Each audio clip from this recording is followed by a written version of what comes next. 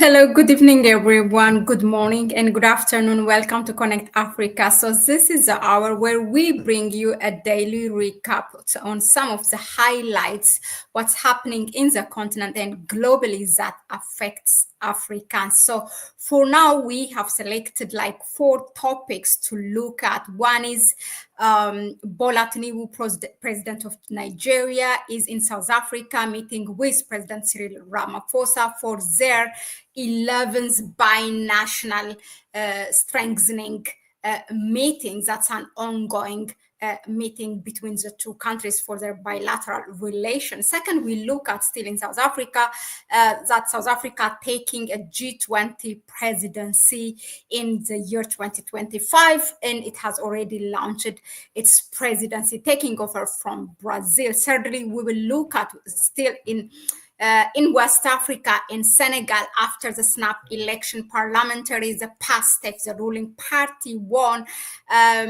There were some rumors that the Prime Minister Ousmane Sonko will be the President of National Assembly, but now he's going to remain to be a Prime Minister.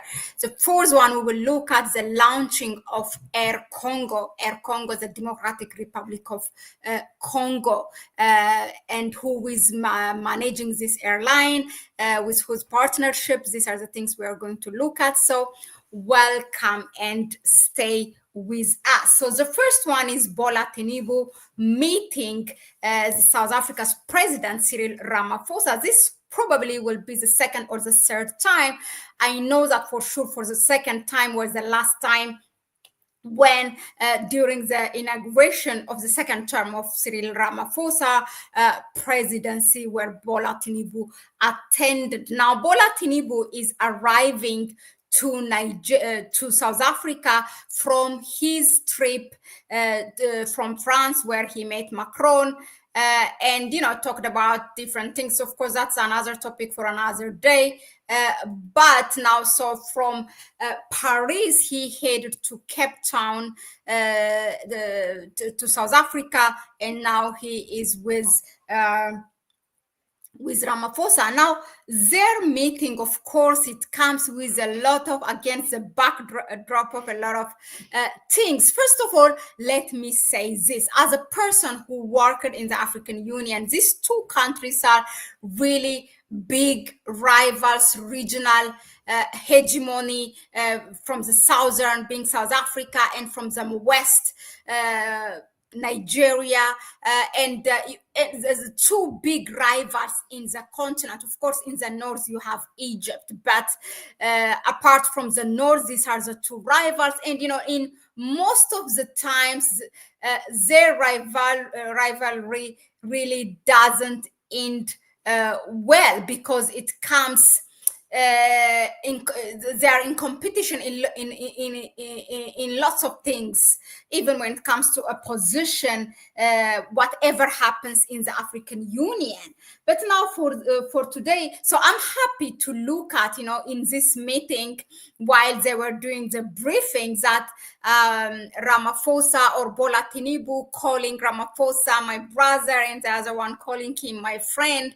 It's a good start, and it's something that the two can work together. And if these two superpowers, let's call them like a power couples in African politics, then anyone can be a couple. So that could be an example. But why he is there, apart from their binational meeting, by National Commission meeting, which for now is the focus is on business. So when it comes to business, you all know that Nigeria is not really a great example or a great country when it comes to business, meaning let alone for a foreign business for South Africans to operate in Nigeria. Nigeria is giving a big trouble for its richest black man in the world, who happens to be Nigerian. That's Aliko Dangote. And the South African business people like MultiChoice, Standard Bank, the Pick and Pay supermarket, and there are others. They have their own various experiences, and I tell you that not a good experience.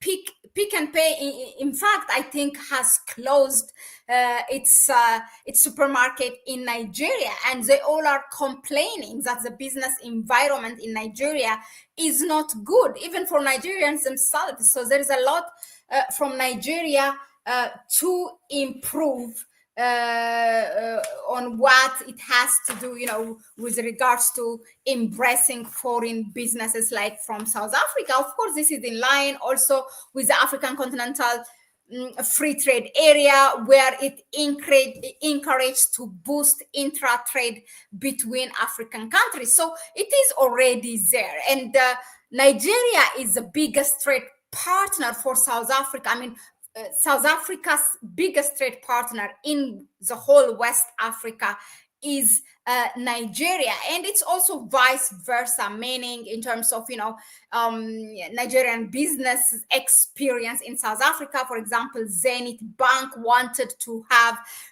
Zenith Bank is from Nigeria, to have to set its foot in South Africa, and that was not an easy one. In fact, I don't think even they are successful as far as my reading is concerned. And also Dangote, Aliko Dangote wanted to have a business as well in Nigeria, in South Africa, but so far there's nothing. So the experience is, it's a sheer experience. It has not been easy, but as far as they engage in dialogue and there is this interest to improve it, then I think it can get better. But my argument is that the main reason, the heart of the visit of Bola Tinibu to South Africa is something else. It's just the binational meeting, although it's timely, it's according to the plan, but the heart of the meeting is that Nigeria is there to get the backup of South Africa to its bid to be a member in G20. As you know, South Africa has taken the presidency of G20. It will be for the next 12 months as the president of, or the chairman of G20. So it has taken over from Brazil. So, and Nigeria wants to be that. There are two statements that came out of the mouth of Bola Tinibu himself. That is, he said he's there in South Africa to solidify Nigeria's position in the continent, and also the second one is to reduce this multinational influence against Nigeria, or to reduce the dependency on the multinational institutions like World Bank and IMF.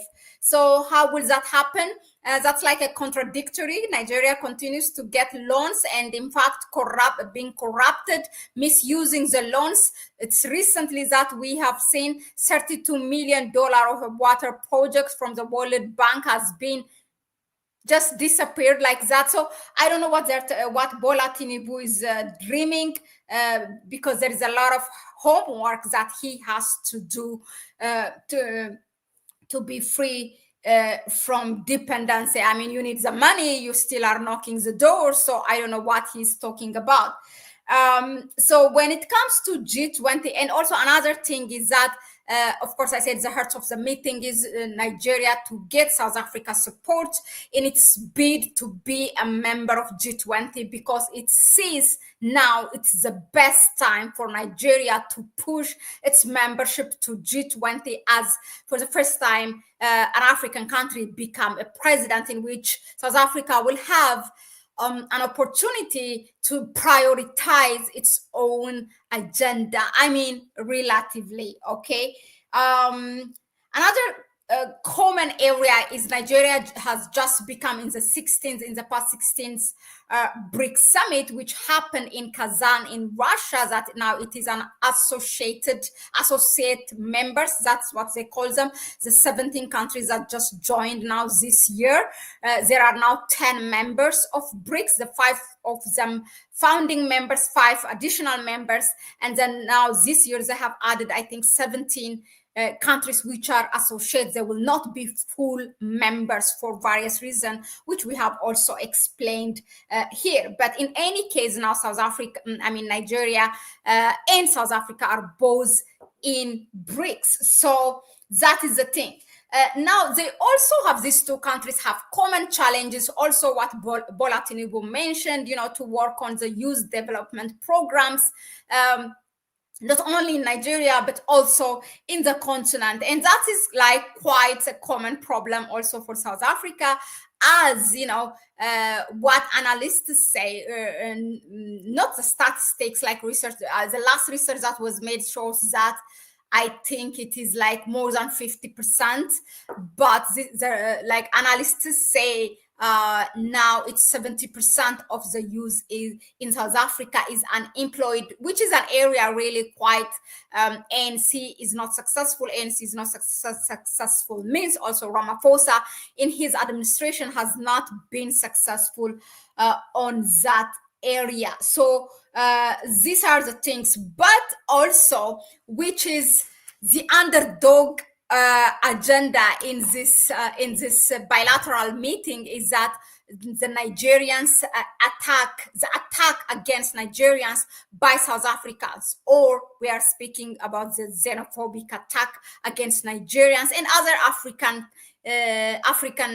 people in South Africa. So that came also into the discussion, but kind of slided, it didn't make it to the headline. But of course, as I said, the headline, the heart of the meeting is Nigeria is pushing its membership to G20. So next, we will move to to South Africa. So South Africa has taken the presidency of G20 from Brazil, and so it will be for the next 12 months. South Africa will be the president of G20. Okay, just wait a moment because the light here gone off, my ring light, so that kind of taken my attention.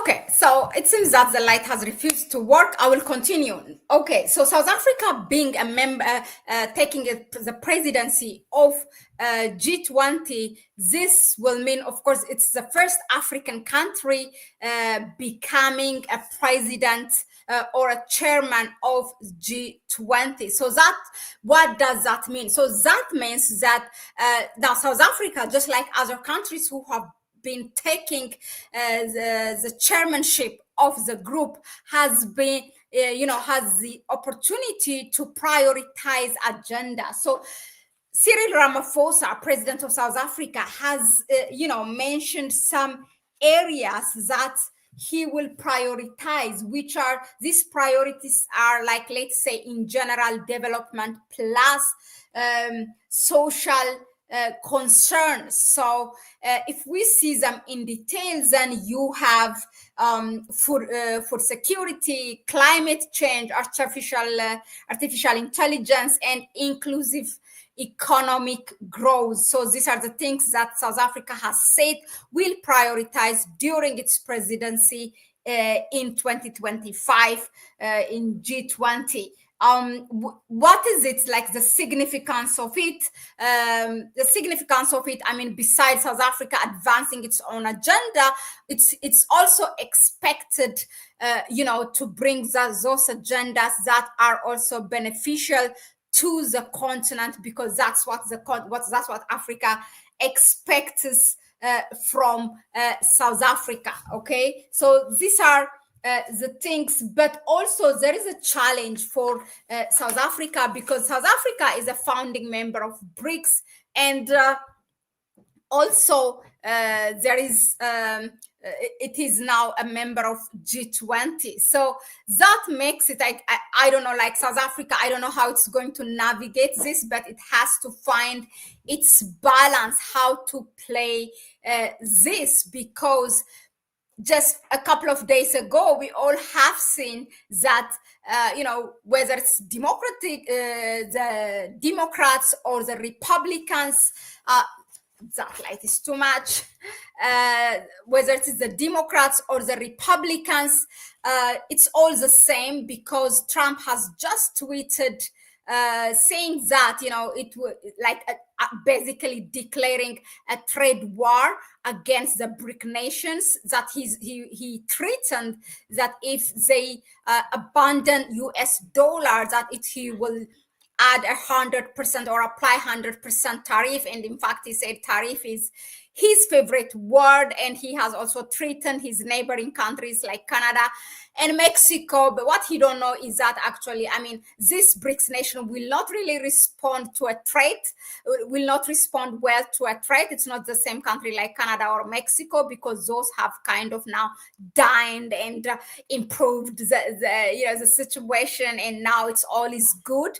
But I don't think it works well, this threat for the BRICS nation. In any case, South Africa has to find its own balance. And also another thing is that South Africa has taken the lead in this bringing Israel to ICC with regards to the Israel-Gaza conflict or Israel-Palestine conflict, and which wasn't that much supported by the G20 members. Okay, at least talking about the Western countries. Okay, so that also is something that, again, South Africa has to find its own balance. Now, what are the arguments surrounding the G20 is that usually, whenever these presidents take presidency or chairmanship in G20, they have this opportunity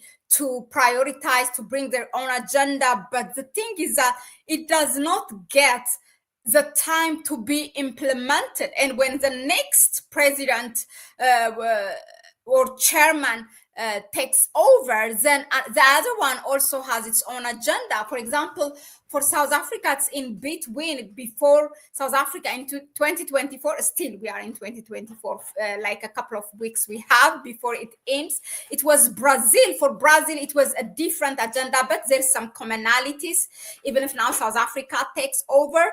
But then 2026, it will be the United States that will be the chairman of G20. So definitely South Africa and United States will have a different agenda. So whatever South Africa or Cyril Ramaphosa is advancing now will not really get a chance to be implemented. And this is not really typical for now during South Africa's time. It has always been like this. But of course, when it is the Western countries, usually they have their common agenda. So there is that opportunity for them, to take over from the previous one and, just push it also while they take over. So this will be a kind of a challenge for South Africa. So South Africa made it clear as well that they want to strengthen the Bretton Woods institutions, in terms of working, bringing more voice, as opposed to only few countries. In fact, the large amount of the voice comes from the United States. So they want to make a difference in that. And another thing that was mentioned by Cyril Ramaphosa to make a difference during his presidency in G20 is that the way that disputes are settled in G20 and the climate change program and the development program to be inclusive of also the global South. So personally, I'm very enthusiastic how South Africa is going to play this, or play or kind of navigate its way, balancing both a member of BRICS, not just a member, a founding member of BRICS, and also now a member of G20 or a president of G20. As a quick information, I mean, the African Union is also a member of G20 since 2023 when it was held. Was it in India? That the African Union became a member, right? So, but as for one sovereign country, African country, to be a member, South Africa is the first one and the only one actually in G20. So that is as far as South Africa's presidency in G20 is concerned. Now let us move to our third topic, which is Senegal. Okay, so now what do we have in Senegal? As you know, Senegal has held a snap parliamentary election, and in that election, actually the previous party, Macky Sall's party, has had a hope to come back or at least win a significant amount of seats in the parliament, but actually that didn't go well because the past state, the current ruling party has been able to get or to win the majority, which is like 136 seats out of 165. Now, what are the changes that came with it? What does that mean? Of course, what they did was that's good, of course, for South Africa, for Senegal. My mind is still okay. My mind is in Senegal. My mouth is in South Africa. So that's good for Senegal.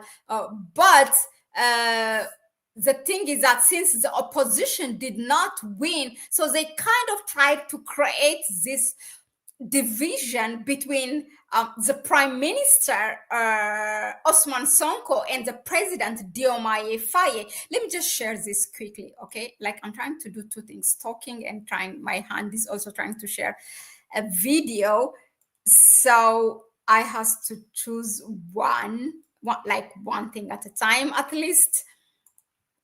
So if you all have been following what was going on in Senegal, you know, there was a tension. Parliament, the ruling party has won in majority. So they're trying to create that division between the prime minister and the president. So by saying that, actually it's the prime minister is what he's doing is like the leader of the country, like the president of the country. So he's taking so much power from the president. So he should be moved from being a prime minister to the president of the National Assembly, okay? So that Diomaye Faye can become free in decision making, okay? These were the arguments they were making. And so all of a sudden, that rumor, at least for 24 hours, has made it to the headline saying that, Ousmane Sonko is going to be moved to the president of National Assembly, which the head of the parliament, which has no power, nothing. So, but today we heard that he is going to remain as a prime minister of Senegal, and that's what the Senegalese people want. In fact, they want him to be a president, and because he's vocal, he's very,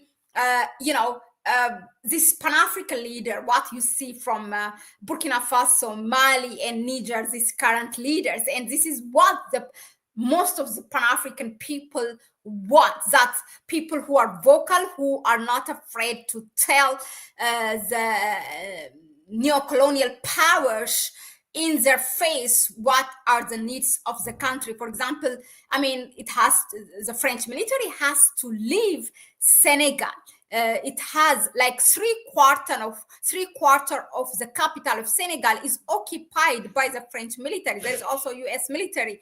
There is most of the economy is run by France, and the trading also is with France, and Senegal still continues to be abide by that colonial tax imposed by France during the so-called independence, when they got their independence. Just like most of the Western African countries, it was independence by paper, was not really an independent country. Their currency is monitored by their national reserve is in France, just like, again, other Western African countries who used to be French colonies or who are still French colonies. So now it's a good news. So Ousmane Sonko will remain to be a prime minister, because that is what the Senegalese people want. Now, still in Senegal, there is one topic,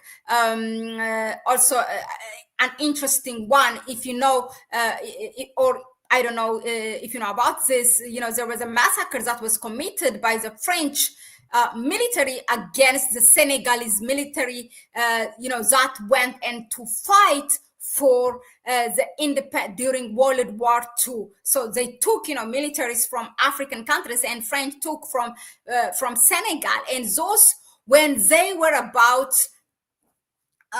making this movement for the independence of Senegal, from where they were massacred by the French military, together with, I think, with the UK or something. Anyway, now that was not really, those people were not celebrated enough, and they were not also there was no a proper memorial day for them. But now Senegal is pushing for that. For the first time, actually, the country has set that memorial day, and it's celebrated in a big way. So that's also another development from the country. Slowly, it seems that Diomaye Faye is becoming a little bit vocal, but not still what we as Pan-Africans expect from him, and most importantly, what the Senegalese people who gave their vote, who died because of for that party, for that during that election, not what is expected from him. I mean, he's doing just little, so he needs to step up the game. So that's as far as Senegal is concerned. Last but not least, we move to Democratic Republic of Congo. So what happened in Democratic Republic of Congo is that the Air Congo, of which is that belongs to DRC, has been launched. So now it was with the help of Ethiopian Airlines, who manages it and has now a stake or a share of 49%. Now, for Ethiopian Airlines to do this is not for the first time. Ethiopian Airlines has a stake in various African airlines. As I always say, I'm an Ethiopian. You might say I'm biased, but I'm so proud to talk about Ethiopian Airlines, because it is that state-owned company that is successful in the face of the Western world, which tells Africans that actually the governments cannot run any successful company, state-owned company, and that's why they're pushing to privatization, which we oppose. Okay, so Ethiopian Airlines is not only a pride of Ethiopians, but it's also a pride of the whole African people and Black people. It has been, next year will be 80 years since it's established. It's Pan-African Airline foremost because it was that airline when during the establishment of the Organization of African Unity, when most of them did not even have their own airline, that brought leaders who were participating in the organization, in founding the Organization of African Unity, that the Ethiopian Airlines brought them. So its Pan-African history starts from there, but also it doesn't end there. Ethiopian Airlines always step up when these African airlines go in bankruptcy and save them and transform them successfully to a profitable company. It has a share in Zambian's airline, Mozambique in airline, in Zimbabwe's national airline, in Chad's national airline, in Togo's national airline, recently in South Sudan's airline, which also it has launched it, and now Democratic Republic of Congo. I mean, the president really, I am, as much as we criticize the heads of states, with what they do, not making the countries independent and still working with this neo-colonial powers, but also, even if it's a little, when they do something, we have to give it to them. I remember that Felix Tshisekedi, the president of DRC, came himself and with a delegation to meet with the CEO of Ethiopian Airlines, and of course meeting with the Prime Minister of Ethiopia, but making it as a priority agenda, for the country to have, for DRC to have that flag carrier national airline. So that is now successfully has been launched. Congratulations to DRC, to Air Congo. We are so happy, and for sure this will be a profit-making national airline for DRC, adding one more state-owned company in the country, for the betterment of the economy of the country. It has all the positive impacts in DRC, and also well done to Ethiopian Airlines again for stepping up and showing that it's Pan-African act by saving this kind of airlines, those who don't have any airline, and those also whose airlines are gone to bankruptcy. So proud with the accomplishment of Ethiopian Airlines, and with with the launching of Air Congo. So those are the 4 topics we kind of selected for tonight.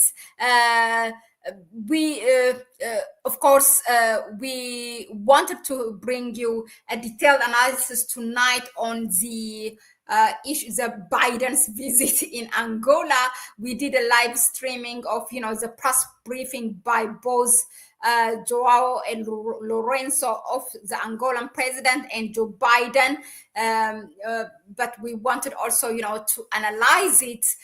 Maybe we'll be back in 1 hour, so stay tuned. But thank you very much for tuning in. Please go ahead and share the video with others. Give it a like if you find it informative enough, and subscribe to the channel if you haven't done that so far. You may please support us through our PayPal account. You can find it in the description section. I would love to hear more from you, about all these topics. What are your your views, your positions? If you have any comment, questions, suggestions, even suggestions like what you want us to bring here and to discuss, please drop it in the comment section. Zanpal, hello. I hope BRICS countries will not, I'm reading a comment. I hope BRICS countries will not abandon what they want to achieve for their countries. I really hope so, but ANC has been such a disappointment. You know how the election went in South Africa, and apparently there is this coalition government, or they call it the Government of National Union, or GNU. And next to ANC, DA has a larger part, and the DA is a democratic alliance which is run by white people in South Africa. And they have a different agenda. They said, in fact, its leaders, the DA's leader, said they want South Africa to pull out of BRICS and completely submit itself to the Western nations. He says that, publicly. So I don't know how those things, internal conflicts between these political parties that which are now part of the ruling party will have a role in terms of what South Africa in general wants to do, or in terms of the priorities what have been to ANC when it has a majority vote, and versus now after it forms this Government of National Union or the coalition. How will that affect it? It's something that we are going to see. But they have been vocal, and they have been already, doing damage to the national interest of South Africa so far. So DA might be a minority, but they have got a good amount of vote and seats in the government of national union. So we don't know when Klingman's coming oil boom. Nigeria is soliciting support from South Africa, as the two countries are major players in the continent. They need to speak in one. For me, you are right, Dan Paul. But so there is a lot for Nigeria, a lot of homework to be done internally. Once Nigeria does that, once it gets, it puts its own house in order, then other policies like foreign policy will be easier. But the house itself, Nigeria, it's a mess. It's crazy. You all have been following to what's happening Aliko Dangote and to the oil refinery. He talks about, it's just laughable for Bola Tinibu to say, one of the two major statements that he said is that to reduce dependencies. And why do you continue to import oil, preventing Dangote not to make available his products to the people? You are making every possible trouble to Aliko Dangote so that the international oil cartels in Nigeria continue to loot the resources of Nigeria and to loot from the pocket of Nigerians, as this local quality oil coming from the West and being sold with an expensive amount, whereas you have a very high quality from Dangote refinery with a lower price, and you are not even enabling that environment. Okay, what are you talking about? Who you are confusing? Do you think we are dumb? I mean, until when these heads of states continue, we are uninformed citizens who knows nothing. I mean, they need to be told. Yeah. That's all. Thank you so much. And I think I have to head out. I will see you on the next one. Bye-bye.